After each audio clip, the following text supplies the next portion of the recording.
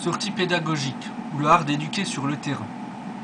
Quand on pense sortie pédagogique, on pense forcément aux châteaux ou autres musées, des sorties qu'on a toutes et tous pu faire.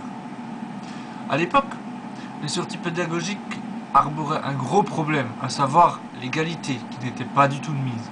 Je me souviens qu'au cours de toute ma scolarité, je n'ai fait que 2 ou 3 sorties, pas plus, alors que d'autres classes plafonnaient à une dizaine de sorties, classe d'été, classe d'hiver et autres classes vertes.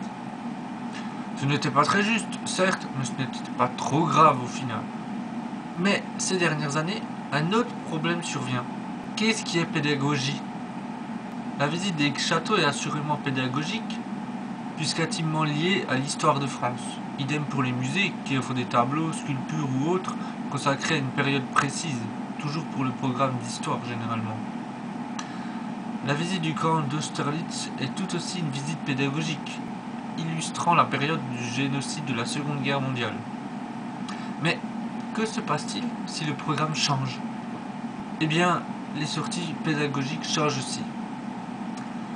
Par exemple, la visite du mosquée commence à se pratiquer, pour illustrer une partie du programme qui n'existait pas à l'époque, directement issue de l'idéologie ambiante du « tout le monde il est beau, tout le monde il est gentil », et où la dégénérance du programme scolaire n'en finit plus.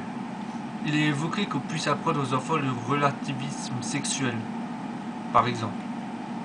Concrètement, cela signifiera qu'on leur expliquera qu'il est tout à fait normal d'être un garçon et de se prendre pour une fille, et vice-versa. Non pas que je sois homophobe, je n'ai rien contre ces pratiques sexuelles ni cette façon de penser. Cependant, je ne pense pas qu'il soit utile, indispensable ou vital de leur inculquer cela à cet âge. On va alors invoquer l'ouverture d'esprit et l'apprentissage de l'élève par lui-même. Cet argument utilisé depuis les années 80 qui est à l'origine de l'effondrement du niveau des élèves. On ne doit plus rien leur apprendre, on doit juste leur montrer, à eux d'apprendre par eux-mêmes. Quelle aberration, quelle étroiteur d'esprit. Excusez sur le sujet, car à la base, je vais vous parler d'une autre nouveauté directement due à cet apprentissage, qui veut que l'élève puisse juger de lui-même. Ainsi, un collège, depuis 7 ans, s'ouvrait à une sortie pédagogique en amenant les élèves à un spectacle de tauromachie. Quand même. Et le personnel de s'étonner de cette polémique qui ne devrait pas avoir lieu d'être? Ben oui, comme dirait le responsable. Doit-on aussi être blâmé quand on évoque le sexe, l'interruption volontaire de grossesse ou l'homosexualité dans nos établissements? Le fabuleux relativisme à l'œuvre. Donc, on met sur le même plan la sexualité qui concerne tout le monde et est strictement personnelle, l'interruption volontaire de grossesse, qui est un sujet personnel directement relié à la morale familiale, l'homosexualité, une forme de sexualité minoritaire, quoi qu'on en dise, et là aussi totalement personnel, à de la tauromachie, spectacle public basé sur une mise à mort avec souffrance. Ah, d'accord, eh bien, dans ce cas, j'ai quelques propositions pour des nouvelles sorties pédagogiques, comme la visite de bordels, de bandes mafieuses, et puis aussi, tant qu'à faire, pourquoi ne pas proposer des visites d'un conflit armé? Les élèves pourront apprendre sur le terrain si la guerre est bien ou mauvaise. En voilà une bonne idée. Ah oui, j'ai failli oublier.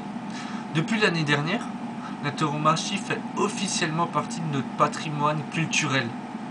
Une première mondiale. Et c'est la France qui ose faire cette ignominie.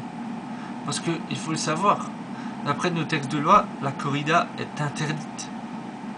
Sauf si c'est une tradition ininterrompue.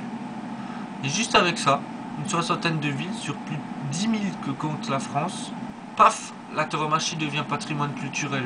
Cherchez l'erreur. Et après, on s'étonne que notre société sombre de plus en plus.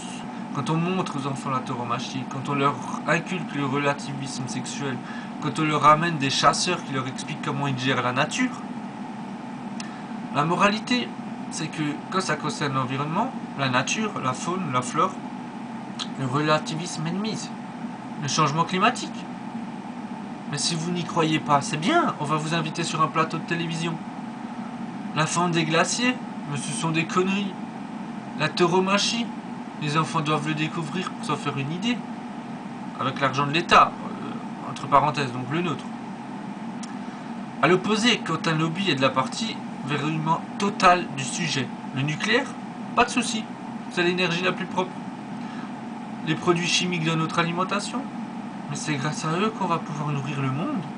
Les additifs, pas de souci, ils ont passé les contrôles. Ah, le relativisme modulable, il n'y a que ça de vrai, n'est-ce pas?